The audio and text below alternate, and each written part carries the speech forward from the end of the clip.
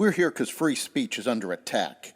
We're here because people are being convinced that socialism works. We're here because people are being judged guilty until proven innocent. We are fighting back with facts. This is not a safe zone, so buckle up, Buttercup. This is the raw, naked truth.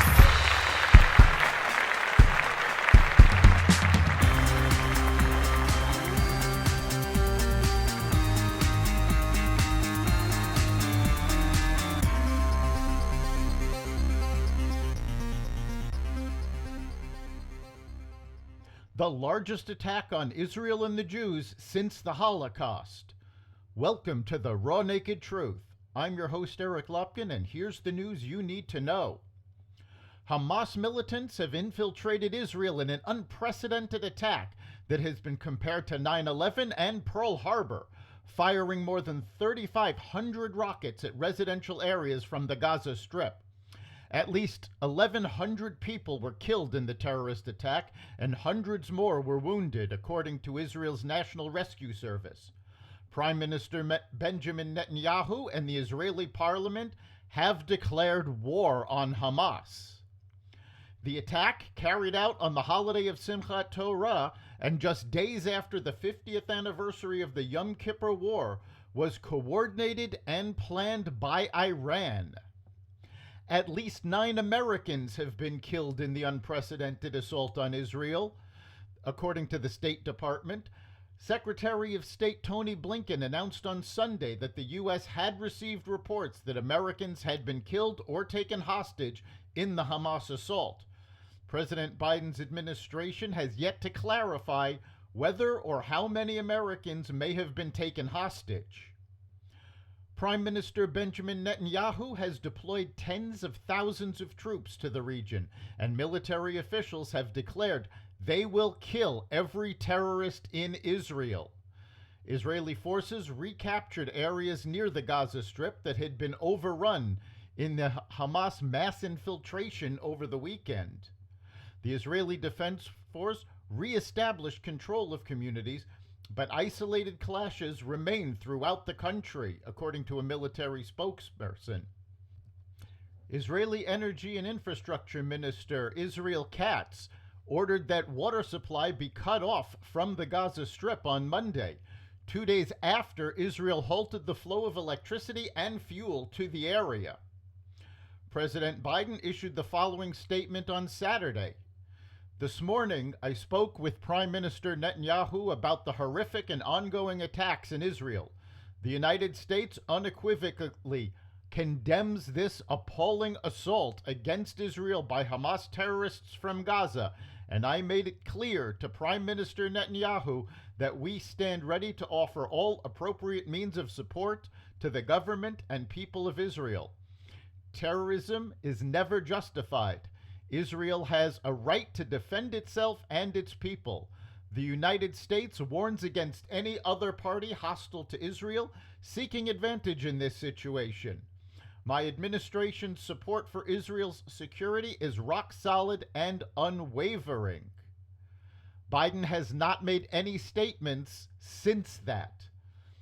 U.S. Defense Secretary Lloyd Austin announced Sunday that he has ordered American military ships, including an aircraft carrier and additional aircraft, to move closer to the eastern Mediterranean in response to the attacks. Extremists in Lebanon fired 12 rockets into Israel on Monday, stoking fears that the terror group Hezbollah may join Israel's ongoing war with Hamas. Israel's military is deployed against Hamas terrorists in and around Gaza in southern Israel. But the threat of Hezbollah would come from Israel's northern border. Hezbollah fired rockets into Israel earlier this weekend, leading to swift airstrikes from the Israeli military. Amir Avivi, CEO of the Israeli Defense and Security Forum, told Fox News Digital that he was surprised that Hamas's attack on Saturday was not coordinated with Hezbollah, or that Hezbollah did not take advantage of the events unfolding to also attack Israel. As crowds cheered the attacks in Iran and Iraq, shouting "Death to Israel" and "Death to America," pro-Palestinian protesters carrying swastikas rejoiced in the deaths of Israeli citizens at the hands of Hamas terrorists at a demonstration in New York City on Sunday.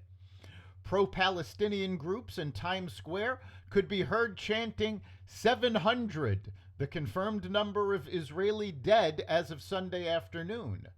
Meanwhile, pro-Israel demonstrators nearby held the Israeli flag and mourned the loss of life. From the river to the sea, Palestine will be free, they chanted.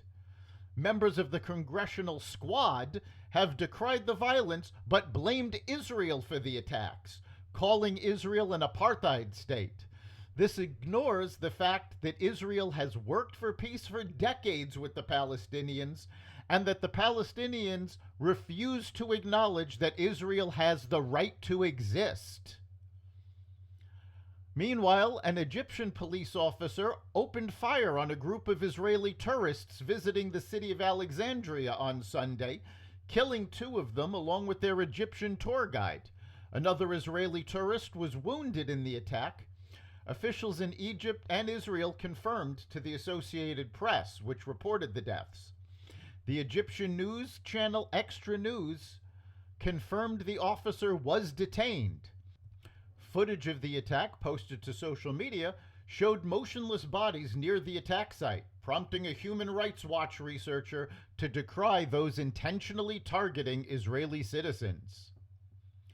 In a separate story, the genetic testing company 23andMe confirmed on Friday that 1 million data points exclusively about Ashkenazi Jews has been compromised. The company said its systems were not breached and that attackers gathered the data by guessing the login credentials of a group of users and then scraping more people's information from a feature known as DNA relatives.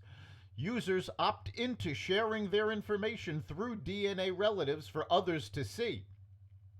The data was being sold online. These attacks on Jews are unforgivable, and we stand by Israel. That's the Raw Naked Truth. You can catch every episode of The Raw Naked Truth at xvadio.com/podcasts, the Apple Podcasts app, Google Podcasts, Spotify, iHeartRadio, Audible, Amazon Music, and other platforms that respect freedom of speech. We'll see you next time.